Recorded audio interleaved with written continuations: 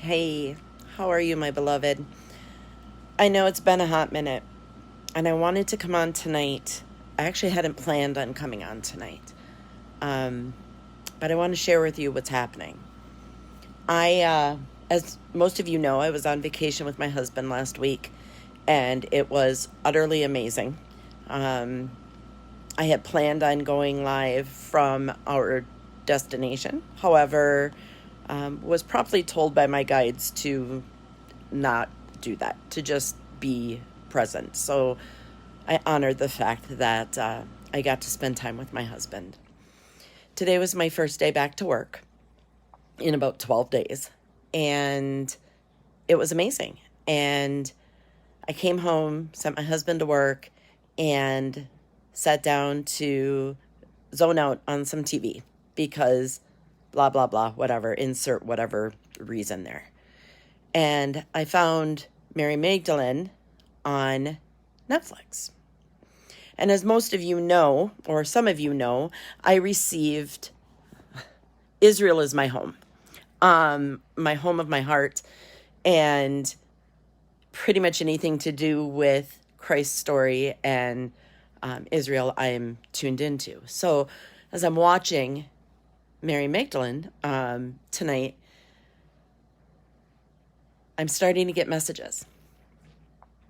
And one of the messages was, how do you, in the cacophony of noise, how do you hear him? How do you hear God? And when you hear God, how do you know it's him? And those two questions really sat in my heart. And I messaged a very good friend of mine and said, I think I'm hearing a call from Mary, because there is this overwhelming desire to be God's mouthpiece in a way that is not traditional. And she brilliantly, my friend, sent me directly to a book where I could scoop it all up within a few minutes. I look at the things that have happened over the past couple of weeks.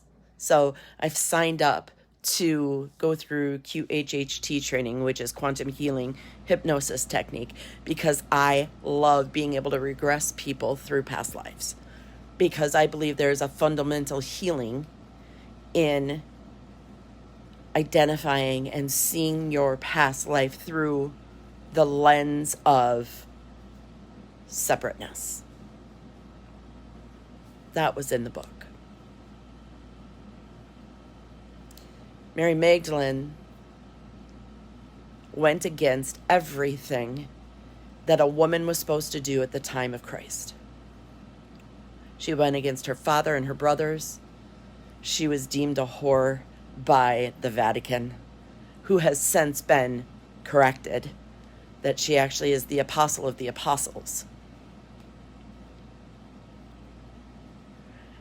And I meant to come on here tonight to tell you that when you hear that small voice inside that maybe doesn't fit with the doctrine that you've been brought up in, but it speaks to your heart, take it.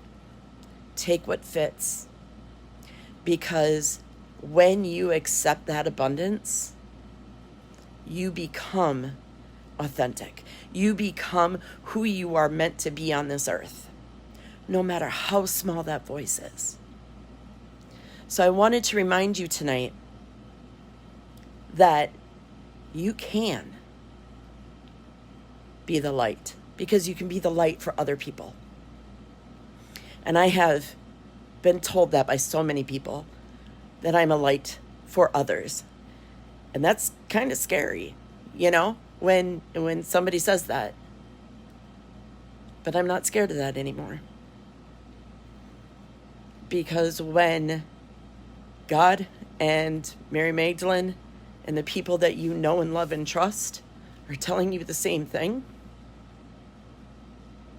it's time for the ego to sit back. So I want to give you permission to listen to your voice, to listen to what lights you up, to honor what lights you up. Because it's those moments and those things that are going to propel you to your life's purpose and your life's passion. And those are the things that at the end of the day, you will look back at with joy and love, because nobody's going to give a rat's ass if you finished everything on your to-do list. Do what lights you up. Thanks for tuning in. Many blessings.